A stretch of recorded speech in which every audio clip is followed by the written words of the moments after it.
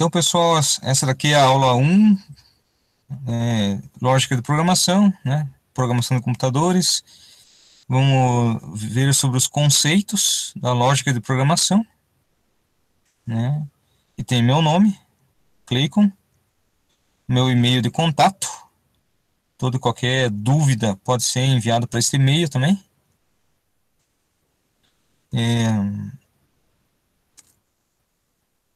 Aqui um resumo da ementa, né? Vamos ver aqui, ó, desenvolvimento de algoritmos.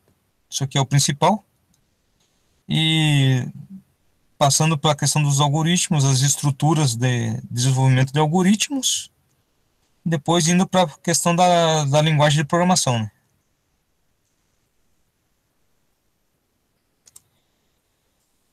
Uma bibliografia básica que eu estou seguindo aqui. Vamos voltar aqui. Fundamentos da programação de computadores. A lógica de programação, da Sandra Pulga. Provavelmente já tem outras edições já, mas não tiveram muitas modificações.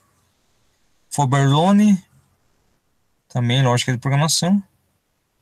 Daí, o Ziviani, projeto de algoritmos com implementação, tem implementação em C.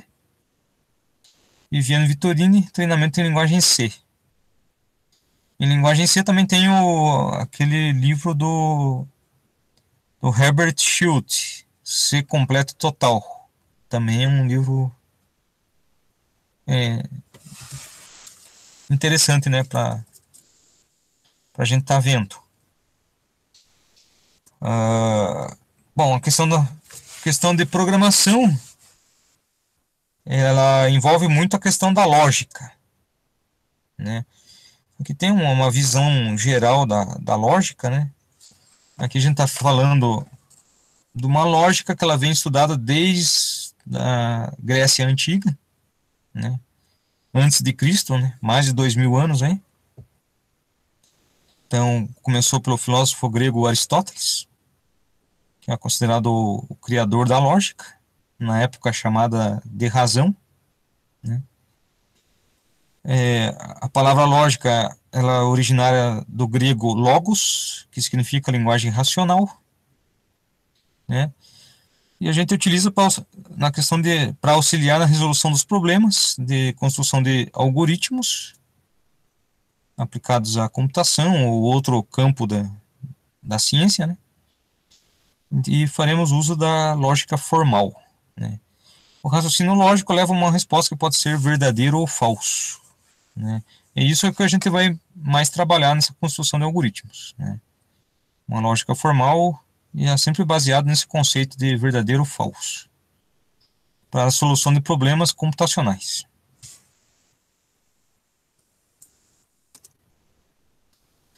Então, uma lógica aí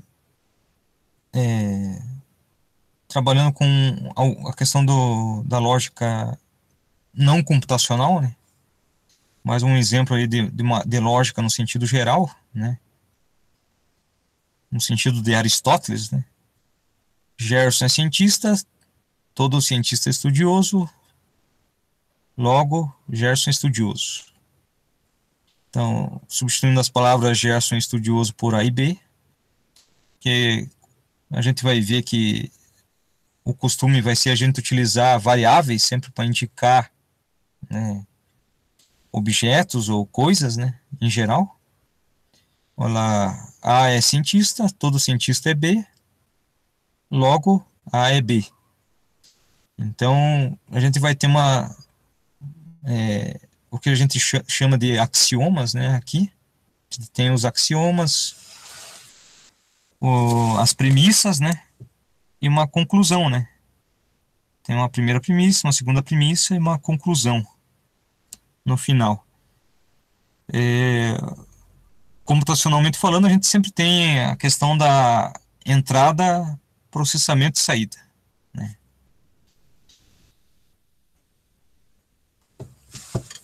A lógica aqui mais voltada para questão matemática.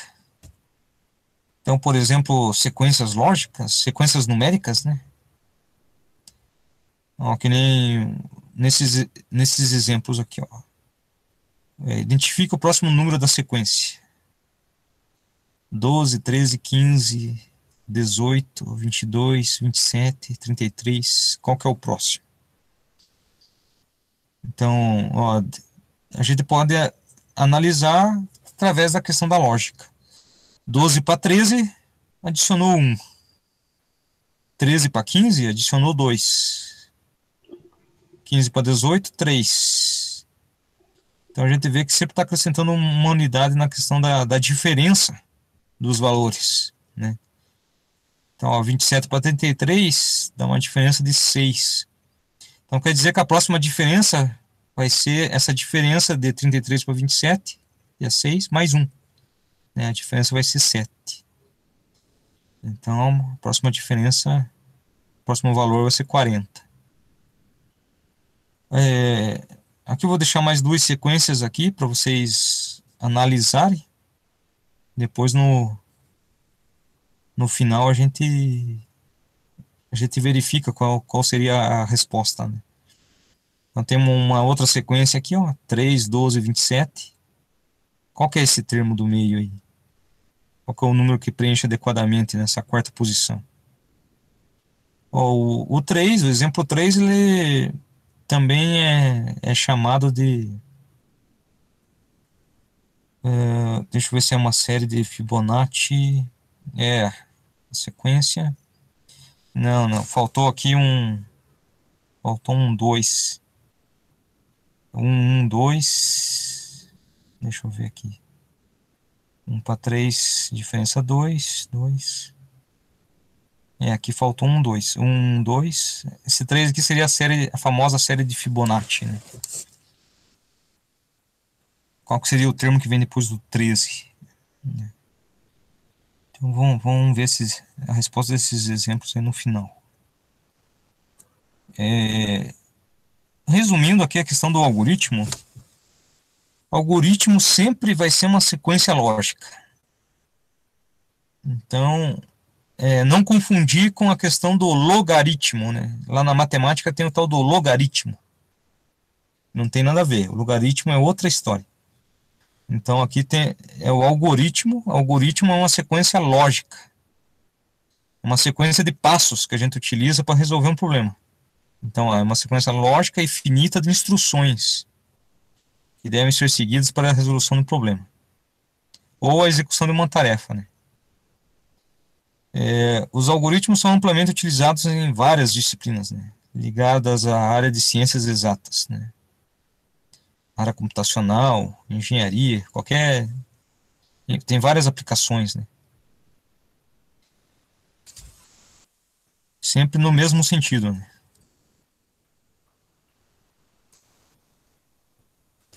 Então, aqui alguns exemplos de algoritmos que a gente pode chamar de algoritmo não computacional, né. Seriam algoritmos que a gente usa no dia a dia. A gente não percebe, mas a gente usa esse algoritmo. A gente usa uma sequência de passos lógicos, né, e bem definidos para realizar várias tarefas. Então, ó, por exemplo, quando uma dona de casa prepara um bolo, ela segue uma receita.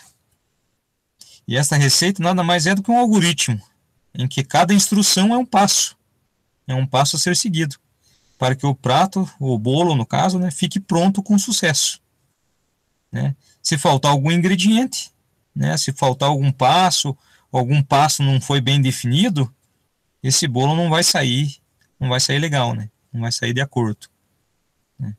Ó, um motorista que necessita efetuar a troca de um pneu furado, ele vai seguir uma rotina, vai seguir uma sequência de passos para realizar essa tarefa, né? Tem passos que não tem como ele inverter, ele fazer antecipadamente do que o outro, né? Por exemplo, para tirar o pneu, primeiro ele tem que tirar os parafusos, né? Não tem como. Então tem que ser uma sequência de passos bem definidos para ele poder realizar a tarefa. Né? Um matemático, para resolver uma equação, né, qualquer, utiliza passos pré-determinados. Então, por exemplo, resolver uma equação, sei lá, uma equação do primeiro grau, por exemplo. Você tem que isolar isolar termos, balancear a equação, né? Multiplicou de um lado, multiplica do outro, divide de um lado, divide do outro, soma de um lado, subtrai do outro. Então tem regras bem definidas para você poder resolver, né, uma determinada equação. E nisso a gente tem vários exemplos, né, de algoritmos, né, no dia a dia. Né? Aqui eu citei apenas alguns, né, só para a gente ter uma ideia, né. Os algoritmos, de uma forma geral, e até a forma que a gente vai utilizar, porque os exemplos que eu vou passar aqui, tudo baseado no interpretador Visual G, né, no Visual. Então a estrutura geral do algoritmo sempre vai ser essa daqui, ó, algoritmo, o nome do algoritmo, entre aspas, né, o que que ele é o que vai, qual o problema que ele vai resolver. Por exemplo, algoritmo soma de dois valores, algoritmo média. Então, o nome do algoritmo em si, né? A declaração das variáveis num bloco aqui chamado var. Essas variáveis são as variáveis que eu vou utilizar no meu algoritmo para resolver o problema, né? Quero somar dois valores, então eu preciso de duas variáveis, uma para guardar um valor, outra para guardar outro valor. Então vai ter minhas variáveis que eu vou declarar.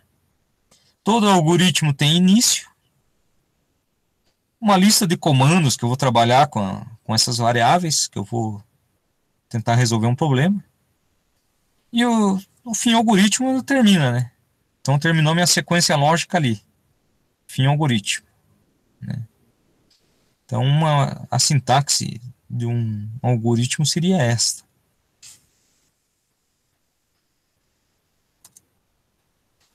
Então, na questão dos algoritmos, a coisa principal, o que é mais importante na questão dos algoritmos, principalmente os algoritmos computacionais, né?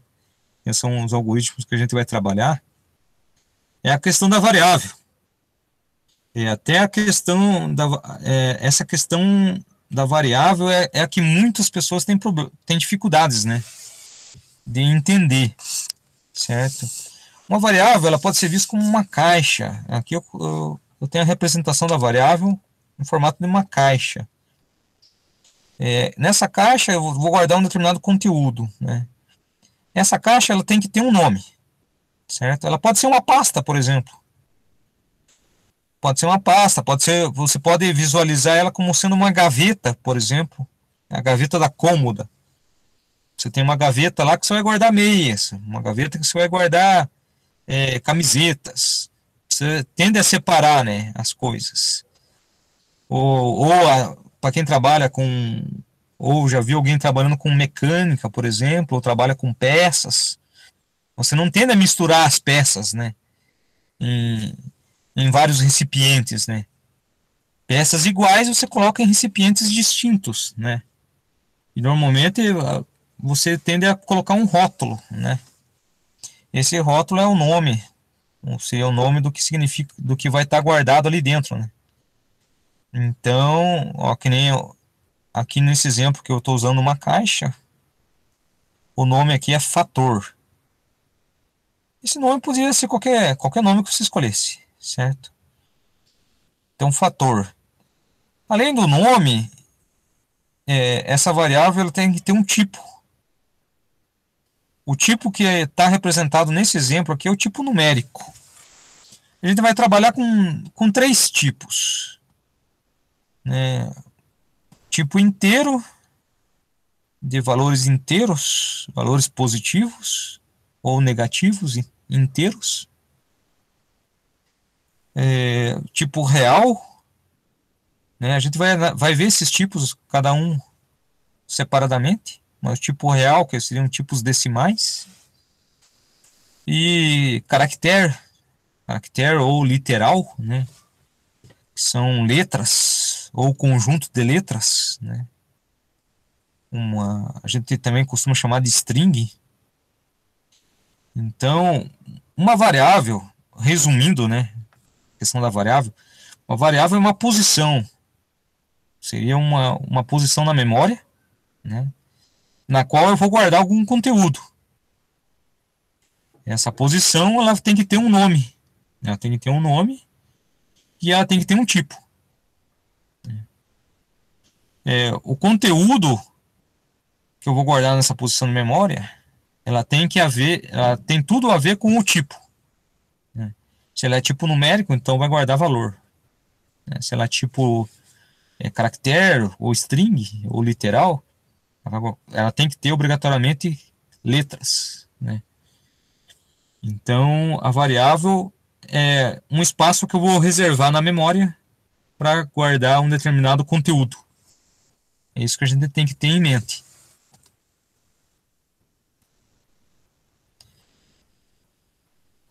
O que acontece é que esse conteúdo ele pode ser alterado diversas vezes, certo?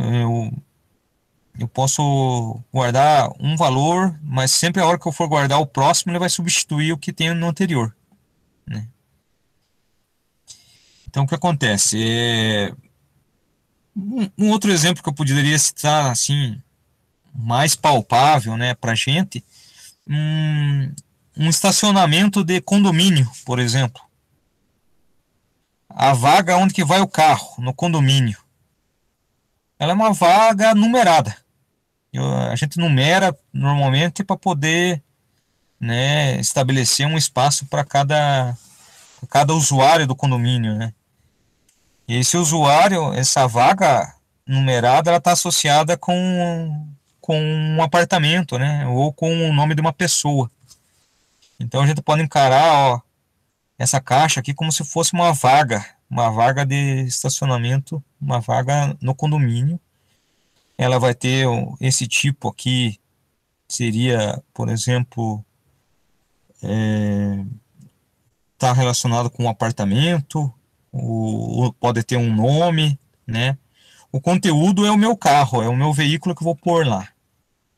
O que acontece? Eu posso pôr um outro veículo na minha vaga de estacionamento, certo? Mas para pôr esse veículo, eu preciso tirar um que já tenha lá, né? Se o meu carro tá ocupando essa vaga, o outro não pode ocupar, né? Mas se chega uma visita, por exemplo, e a vaga ali tá disponível, né? Ou seja, o meu carro não está ali, eu posso até liberar para outro veículo entrar, né?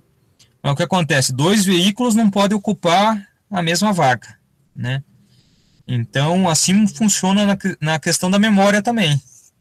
Eu reservei um espaço de memória e vou guardar um conteúdo. A hora que eu vou guardar outro conteúdo, o conteúdo anterior, ele vai ter que sair fora, para eu pôr um novo conteúdo. Então, a variável ela pode ser alterada diversas vezes, né? Seguindo esse sentido.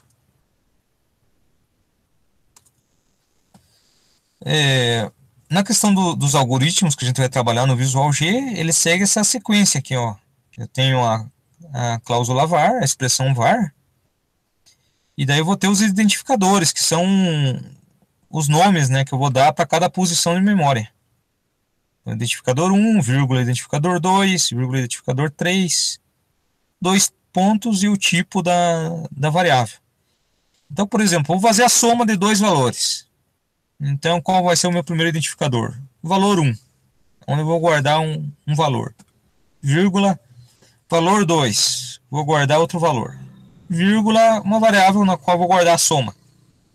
Vou chamar de soma. Então, declarei três variáveis para guardar valores. Dois pontos, tipo da variável, tipo numérico. Pode ser inteiro, pode ser real.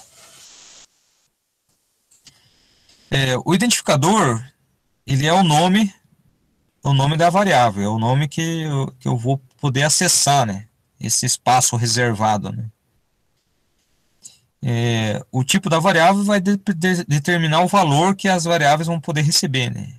Se é um valor numérico, se é um valor literal, né? Um caractere, assim por diante. Os identificadores das variáveis, eles são usados para referenciar esses espaços de memória dentro do algoritmo, né? Portanto, esses identificadores eles têm que ser claros e precisos, dando uma ideia do papel da variável no algoritmo. Então não pode ser um nome de qualquer forma, né? De preferência um nome que tenha a ver com o conteúdo que ela vai receber. Conteúdo que essa variável vai receber. Então, a identificação, o identificador da variável, ele segue algumas regras para você criar esse nome. Então, o nome das variáveis não pode ser iguais às palavras reservadas. Essas palavras reservadas seriam os comandos, por exemplo, dos algoritmos, ou as próprias expressões de seção, né? Por exemplo, eu não posso declarar uma variável com o nome de algoritmo, porque algoritmo já é uma palavra reservada. Eu não posso declarar uma variável com o nome var, porque var é uma expressão que vai identificar aonde eu vou declarar minhas variáveis, né, que eu vou utilizar no algoritmo. Não posso declarar uma variável com o identificador início, porque o início é uma palavra reservada. Então, quando eu falo a palavra reservada é nesse sentido. Tem palavras que eu utilizo já no próprio algoritmo, né? E eu não posso declarar como variável. Nomes de variáveis devem possuir um primeiro caractere. Então, toda a variável a gente vai identificar ele começando por um caractere, uma letra, ou um sublinhado. Mas de preferência um caractere. E depois desse caractere, dessa letra, daí pode ter outras letras ou pode ter números, conforme você deseja. No Visual G, o nome das variáveis deve ter no máximo 127 caracteres. Nomes de variáveis não podem conter espaços em branco. Então, a gente vai ver alguns exemplos mais para frente aí, mas eu não posso declarar, por exemplo, eu estou fazendo uma folha de pagamento e tem lá um campo de variável que vai se chamar salário família. Então, salário espaço família não existe, porque esse espaço em branco ele vai achar que eu estou tendo duas variáveis ali, mas na verdade é uma só, né? Salário e família. Então, salário e família. Eu posso juntar essas palavras para criar um identificador único, né? Ou posso usar um underline para juntar essas palavras, mas não pode ter espaços em branco. Então, espaço em branco eu não posso utilizar. No português estruturado, que é o que a gente vai utilizar a princípio, não há diferença entre letra maiúscula ou minúscula. Então, nome tudo em maiúsculo, ou nome tudo em minúsculo, ou nome com uma das letras maiúsculas. Tipo, tanto faz como eu vou utilizar. Ele vai identificar do mesmo jeito, certo? Na maioria das linguagens de programação tem diferença, né? Eu recomendo que faça tudo minúsculo, né, as variáveis. Assim você não vai ter problema, porque na hora que você estiver transformando um algoritmo do português estruturado para uma linguagem de programação, né, você pode ter esse problema, né, com a questão do tamanho das letras, né, no identificador. Mas se criar tudo minúsculo, não vai ter problema nenhum, né? Então eu recomendo que crie tudo em minúsculo, os identificadores. Aqui eu estou apresentando para vocês alguns exemplos. Identificadores válidos. Olha lá, nome é um identificador válido. Telefone. Idade, underline, filho. Idade, filho, tudo junto. Nota 1. Este, underline, civil. Então, repare que segue todas as regras da criação de identificadores.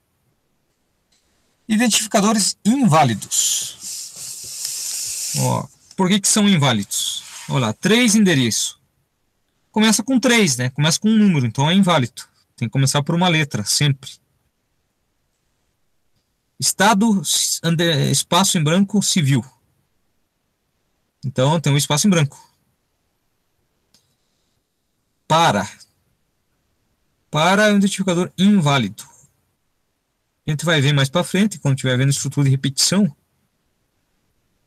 que ele é uma palavra reservada, certo? Eu vou passar para vocês um material de apoio aí falando sobre as palavras reservadas, né, dos algoritmos. Olha lá, a própria palavra algoritmo é uma palavra reservada. Ó, número e uma barra, né? Barra complemento. Aquela barra ali a gente chama de caractere especial. Então, não pode ter caracteres especiais. Então, resumindo, o identificador ele tem que ter letra, letra e número, ou letra underline letra, ou letra underline número, né? Mas não pode ter. Ele tem que seguir aquelas regras que eu apresentei dos identificadores, né? Olha aqui, ó.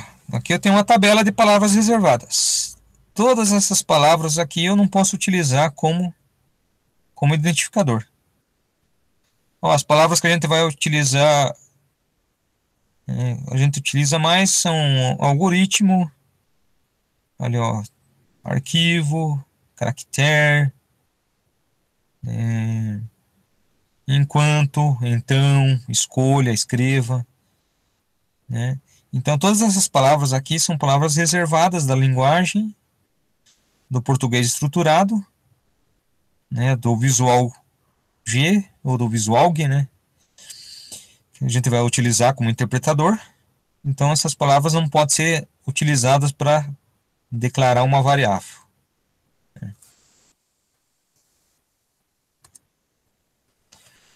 Tipos de dados. Então, lembrando que para criar uma variável, a variável ela tem que ter um identificador, que é o nome que a gente vai fazer referência a ela, né?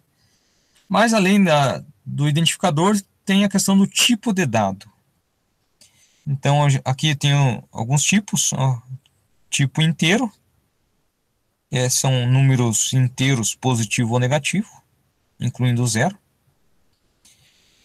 Tipo real ou numérico. Esse tipo real ele vai representar valores com um separador decimal. E também eles agregam valores do tipo inteiro, né? Tipo inteiro, positivo ou negativo, certo? Então, daí até pode surgir uma dúvida, né? Pô, se o tipo real ele agrega valores do tipo inteiro, por que eu não declaro tudo real, né? Então a questão é a seguinte: é, nas linguagens de programação em si, dá diferença na questão de armazenamento. Se eu vou armazenar um inteiro, ele ocupa um espaço. Se eu vou armazenar um real, ele ocupa o dobro desse espaço, né? Então, por exemplo, se eu vou usar 2 bytes para um inteiro, para o real eu uso 4, né? Então, uma questão de economia, de espaço, né? Principalmente se eu tiver uma grande quantidade de dados, né? Se for uma pequena quantidade de dados, não faz tanta diferença, mas vamos supor aí você tem uma base de dados aí de 1 milhão de variáveis, o que é possível, né? 1 milhão de cadastros aí, ou mais, cadastro de pessoas, né? Daí começa a fazer diferença a questão de espaço, né? A gente tem ali o tipo literal, ou caractere, representa o texto, representa uma sequência, ou uma cadeia de caracteres, né? Uma cadeia de letras. A gente representa sempre entre aspas duplas, né? Temos o exemplo ali, ó, esta é uma cadeia de caracteres, está entre aspas, né? É uma cadeia de caracteres. Ou B. Mesmo um número, ó, se eu tiver entre aspas, ele pode ser considerado uma cadeia de caracteres. Portanto, daí eu não vou poder trabalhar com operações, né? Operações aritméticas com ele, por exemplo. Aqui tem um outro tipo que eu deixei separado, que a gente usa pouco até. Usa mais a representação dele do que a variável em si, mas pode declarar uma variável do tipo lógico, que vai representar valores lógicos, né? Verdadeiro ou falso. Então, esses são os tipos de dados primitivos, né? Que a gente utiliza para representar variáveis, né? Computacionalmente.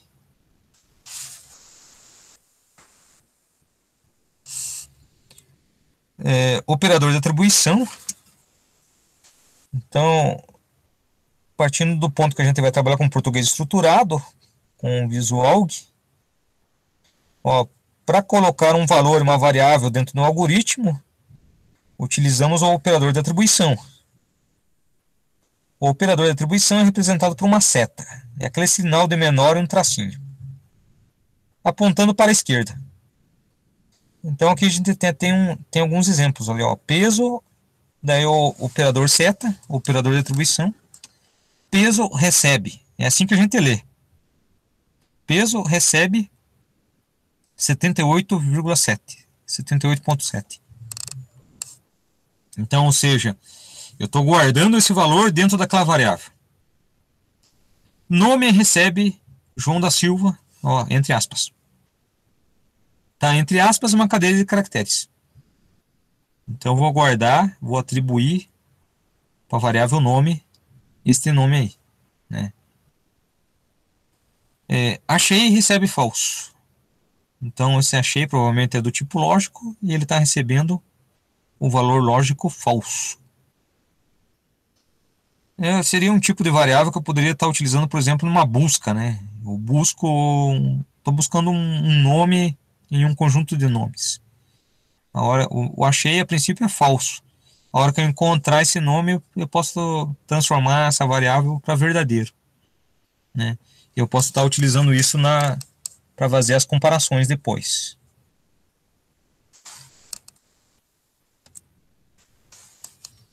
É importante lembrar que só se pode atribuir às variáveis valores do mesmo tipo da variável. Assim, o seguinte comando seria inválido. Olha, ó, var salário real. Declarei um espaço, reservei um espaço na memória com o identificador salário e ele é do tipo real. Real, ou seja, aceita números, né, números inteiros ou com vírgulas. Dentro do início, lá, salário recebe insuficiente. Recebe um conjunto de caracteres, um conjunto de letras. E isso vai dar um erro. Vai dar um erro no teu algoritmo. Isso representa um erro, né, no seu algoritmo. Porque eu estou tentando atribuir uma sequência de caracteres para uma variável que é do tipo real. Então deve estar claro também que sempre à esquerda do comando de atribuição deve haver um e somente um identificador de variável. Assim são incorretos os seguintes comandos. Então, ó, tem 3 comandos aqui que são incorretos. Eu não posso ter um número que vai receber uma variável. É sempre o contrário, uma variável que recebe um número. Número agência mais dígito controle. Eu não posso somar 2 variáveis e fazer ela receber 2 somas. Então, eu sempre vou ter uma variável recebendo um valor. Isso é regra. Então, eu não posso ter, no outro exemplo ali, ó, nome cliente mais sobrenome recebe João mais Silva, né? Eu tenho 2 variáveis do lado esquerdo e 2 respostas, né? 2 valores que eu vou atribuir para o lado direito. Então, isso aí é incorreto. Então, é sempre um identificador recebe um valor, né? Uma variável recebe um valor. E essa variável tem que receber sempre um conteúdo de acordo com o tipo de dado que ela é declarado.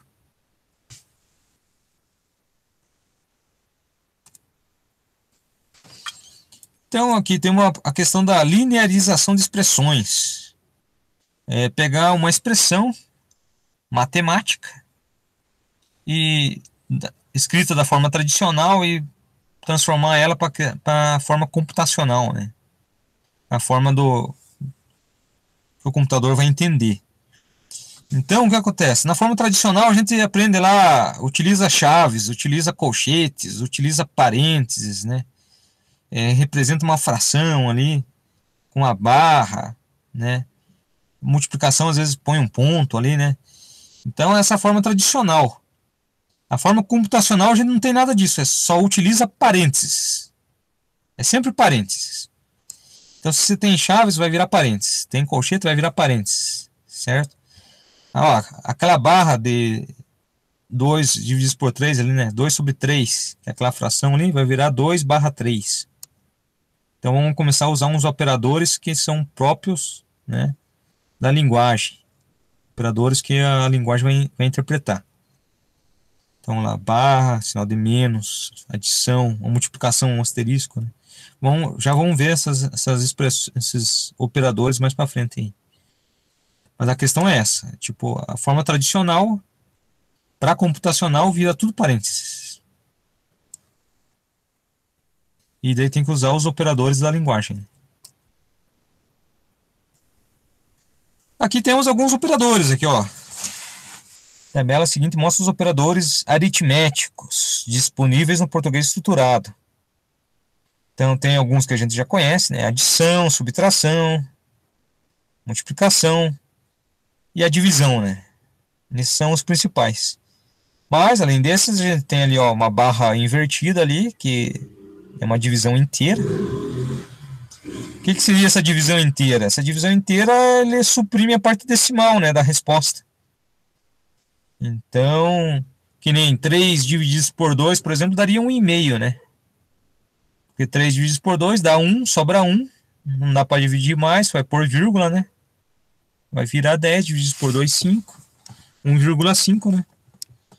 Usando a barra de divisão normal, daria 1,5. Usando a barra de divisão inteira, ele vai dar 1. Ele suprime a parte decimal. Né? Temos ali aqui dois operadores de exponenciação. O chapeuzinho ou a função ESP. ESP base expoente, né? Vai ser as elevações, né? Por exemplo, 2 elevado ao quadrado, né? 2 elevado ao quadrado, 2 chapeuzinho 2. Ou a função ESP, né?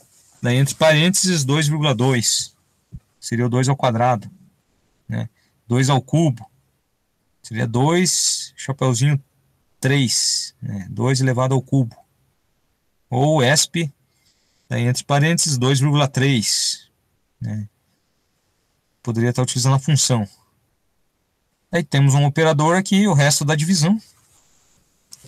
Esse operador, o resto da divisão, até esqueci de pôr um detalhe aqui, ele é o resto da divisão inteira. Então, naquele exemplo, por exemplo, 3 divididos por 2. 3 divididos por 2, ele dá 1 e sobra 1. Esse sobra 1 que é o módulo. Que é o que eu obtenho com esse operador de porcentagem. Este é o resto da divisão inteira. Então, se eu fizesse aqui 3 e usasse o operador porcentagem, né? 3 porcentagem 2, ele vai dividir o 3 por 2 e pegar o resto. Então, 3 divididos por 2 dá 1 e sobra 1. Esse sobra 1, esse 1 é o resto da divisão inteira. Mas para ver, a gente vai ver podemos ver alguns exemplos, né? Utilizando esse operador em específico. Aqui temos outros operadores. Aqui, ó. Operadores relacionais. Os operadores relacionais eles sempre vão trabalhar com dois argumentos. Eu pego um argumento, né, um valor, e verifico com outro. Então, os relacionais que a gente tem são esses aqui, ó. Maior, sinal de maior. Menor, sinal de menor. Maior ou igual, né? Menor ou igual. O igual, que a gente representa por um igual sozinho, né? E o diferente, que é um menor e um maior. Então, a gente utiliza esses símbolos, né? Esses caracteres especiais para representar, né, os operadores relacionais. E sempre ele vai dar uma resposta como verdadeiro ou falso. Então, 3 maior que 2. 3 é maior que 2, verdadeiro. Né? 1 maior que 2. 1 é maior que 2. 1 maior que 2 seria falso. Então, a resposta desses operadores relacionais sempre vai ser verdadeiro ou falso.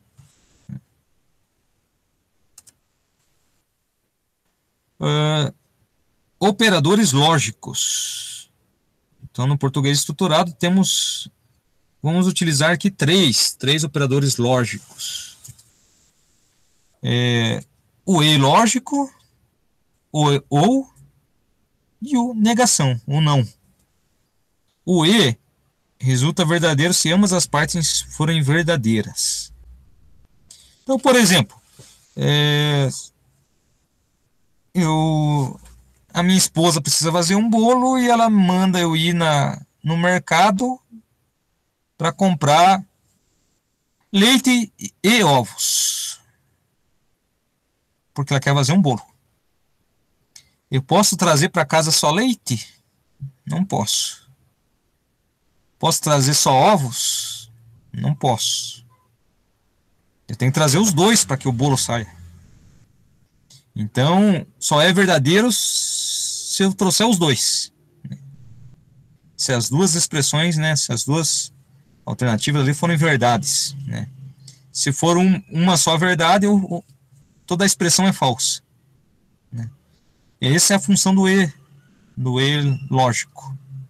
É analisar duas expressões e se as duas forem verdadeiras, ele retornar um valor verdadeiro.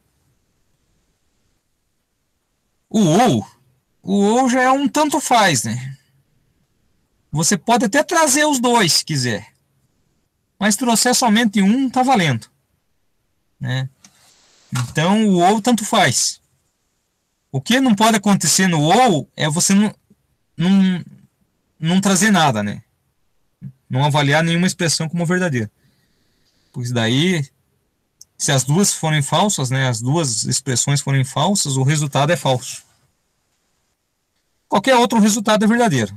Trouxe uma expressão é verdadeira, ok. As duas expressões são verdadeiras, beleza. Só não pode ser as duas expressões verdadeiras, porque senão daí o resultado é. Se as duas expressões forem falsas, né? O resultado é falso. Então, só recapitulando, o E lógico, as duas expressões obrigatoriamente têm que ser verdadeiro. Se uma delas for falso, tudo é falso. O ou, se as duas expressões forem falsas, é falso. Qualquer outra alternativa é verdadeiro. Já vou mostrar uma tabelinha para vocês aí. E o negação inverte o valor. Se for verdadeiro, fica falso. Se for falso, fica verdadeiro. É um inversor, né?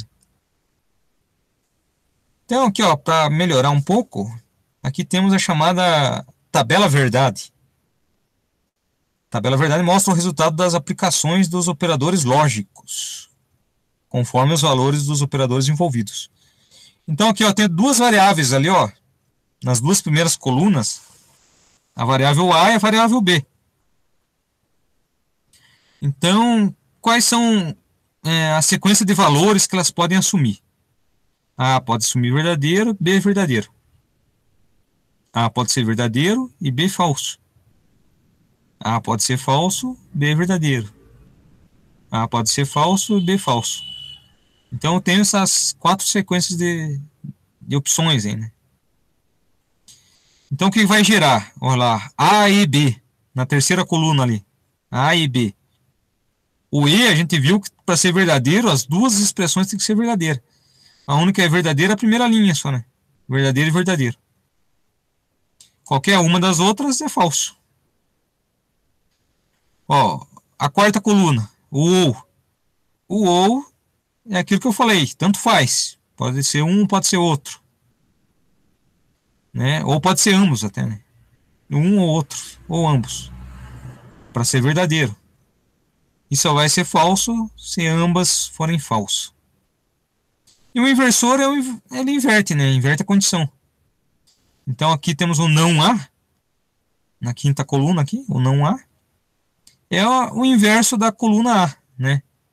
Onde é verdadeiro ficou falso, onde é falso ficou verdadeiro. O não B é o inverso da coluna B. Onde é verdadeiro fica falso, onde é falso fica verdadeiro.